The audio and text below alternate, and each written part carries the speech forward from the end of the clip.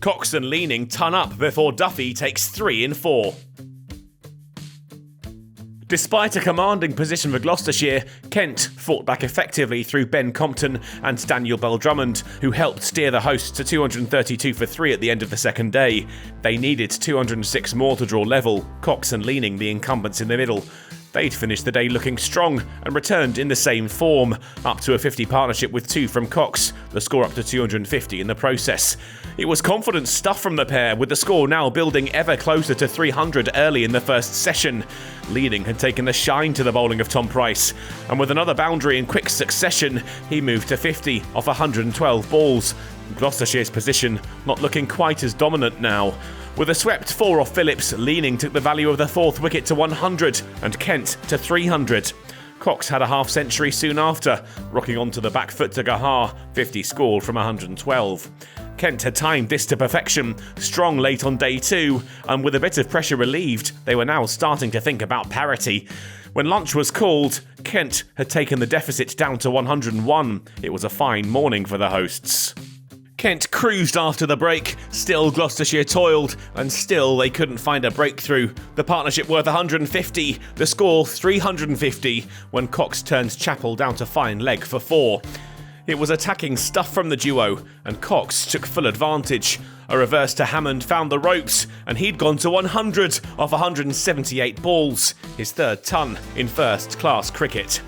Leaning was hot on his heels, a single sufficient of the bowling of Gahar. His century came from 194 deliveries. He was down on his knee, sweeping again.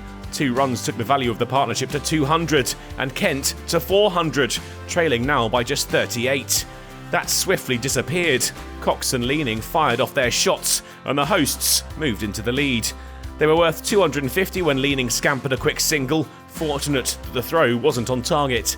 He was finally removed by Zafar Gahar. Price picked out in the deep, a marvellous innings over on 128. When tea was taken, Kent had moved to 468 for 4 and now led by 30 runs. Billings and Cox found the boundary with ease after the break as Kent raced towards 500. The shot that took them to the mark was a simple one, a sedate push for 1, but a crucial one for Cox. He'd moved to 150, scored off 256 featuring 22 boundaries. He fell for 158, caught behind off Price, the damage done though. Kent were leading by 73. Price had another with his next ball. Lynn's off stump launched itself out of the ground. And then a magic moment not often witnessed. He had to wait an over, but Price found Stewart's pads and up went the umpire's finger. A hat-trick for the 22-year-old. Billings and Milnes responded, accelerating after the loss of Stewart, rattling along with 6s and 4s, racing their way to a 50 partnership of 46 balls. Milnes' entertaining cameo came to an end at the hands of Price, out for 37, tamely chipping a catch to Hammond.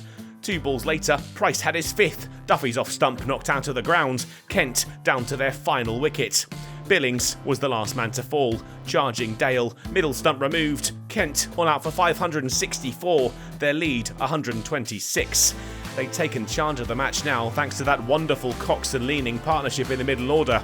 Price had caused carnage late on, but it was too little, too late. Not that he'd mind, a hat-trick a highlight of his haul of 5 for 58.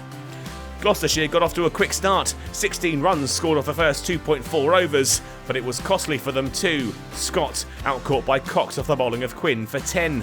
Duffy made it 2. Bracey out for just 1, caught behind, and things were all going to plan for Kent. Designs on a victory started to creep into their thinking. They were jubilant when Duffy had another, taking a brilliant catch from his own bowling to remove Zach Chappell, and with the very next ball, he dismissed night watchman Ajit Singh Dale to make it 33 for 4. The hat-trick ball somehow missed everything, but he made it 3 in 4 when Tom Price was bowled by another snorter to make it 33 for 5, and Kent were now firmly in control of the match. Gloucestershire wandered off in a daze at the end of the day, 5 down and still 89 in arrears. A match that looked to be heading for a draw now is firmly in the hands of the hosts, who'll be pumped up when they return for the final day, with a first win of the season just 5 wickets away.